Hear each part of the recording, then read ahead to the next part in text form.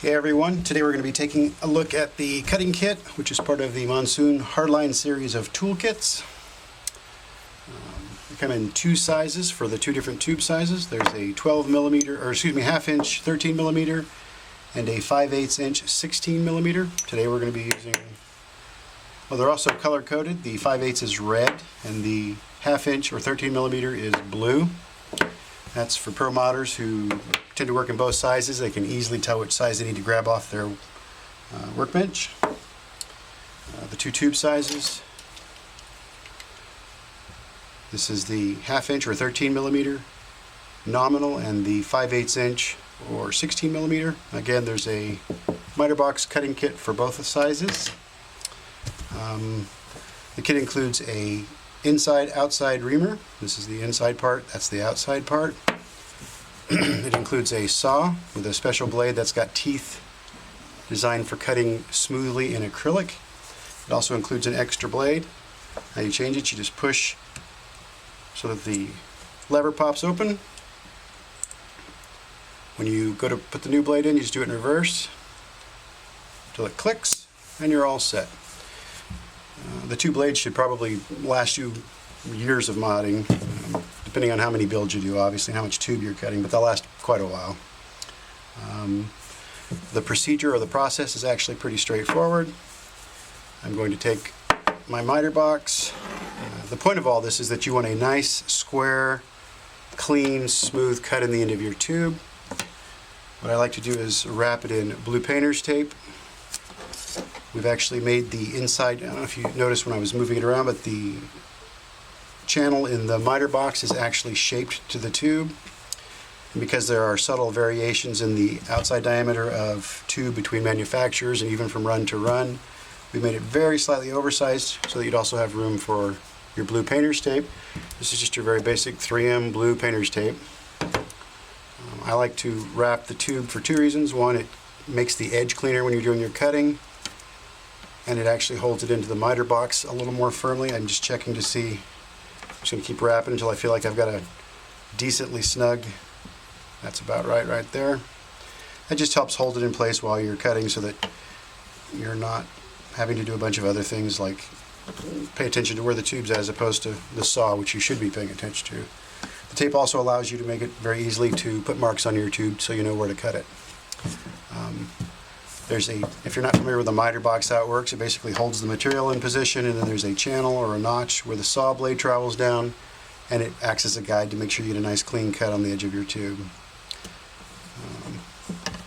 Normally, like I said, you'd have made your mark right here somewhere where you're going to do your cut, and you'll notice as we start cutting, it'll be a little bit slow at the beginning, and then as it gets through this first thicker part, it'll pick up speed. The teeth on this saw are not designed to cut very rapidly. They're designed to give you a nice smooth cut. It doesn't take that long, as you'll see, but I'm blessed to have lots and lots of tools, and I have a chop saw with a special plastic blade in it and a bench top disc sander. I have all the tools you could ever want to cut tube with, and I still tend to like to use this better because by the time you walk out to the garage or the shop or wherever the chop saw is, you get kind of a not nearly as nice a cut. It's louder.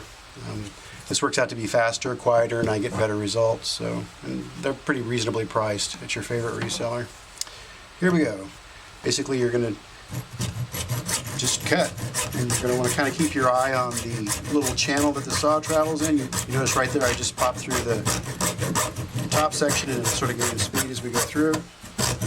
Just take your time, go nice and slow. It's not a race. And you'll know when you get to the bottom of the channel, or you'll be able to tell just by the feel of the saw when you've gotten through, like right there it popped through.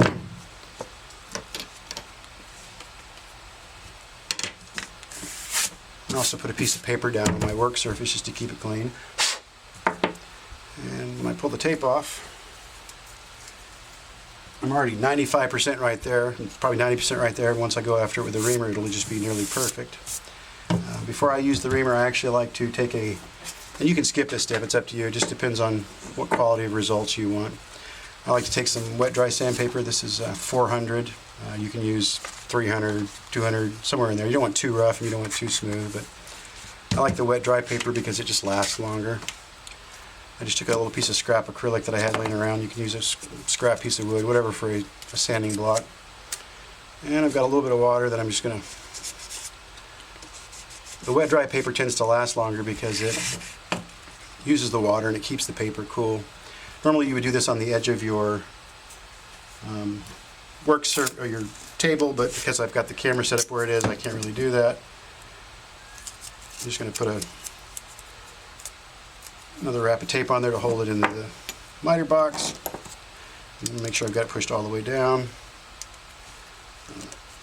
Got a little bit carried away with the tape there, but you get the idea. Because I don't have the ability to work on the edge of the desk like I never would, or my work surface, I'm going to let this piece of 2x4 sort of stand in as the desk. Again, I've just put a little bit of water on my wet dry paper. This is pretty basic stuff. I'm going to hold the sandpaper totally flat against the edge. I'm just going to work on it for about 10 seconds to get a nice smooth cut.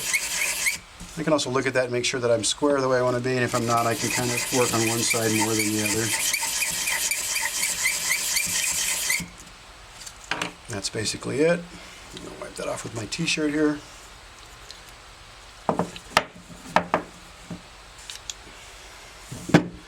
This is the part where you go ahead and ream it.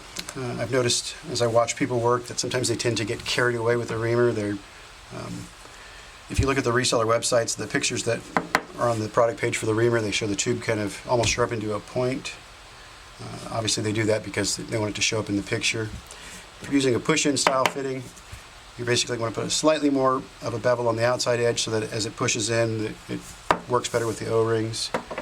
If you're using our premium fittings with a lock collar that allow you to have hard lock, you don't really need to get that carried away. You just basically want to break the sharp edges, which is what we're going to do. This is the inside reamer.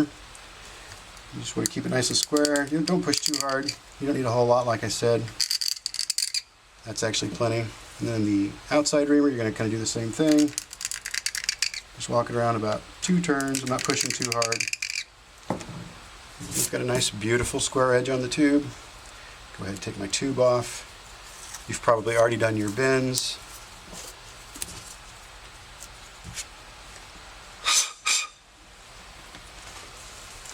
That's a nice, beautiful, perfect factory edge on the tube. If you have any questions on these kits or any of the other kits, you can visit us at monsooncooling.com or shoot me an email. I'd be happy to help you out.